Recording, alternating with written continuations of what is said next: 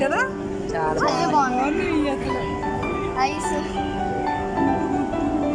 ఇది తెలుసు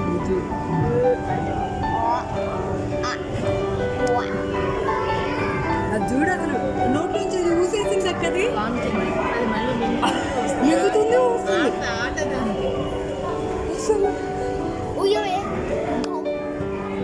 2 times తిన్నాక మళ్ళీ మింగింది.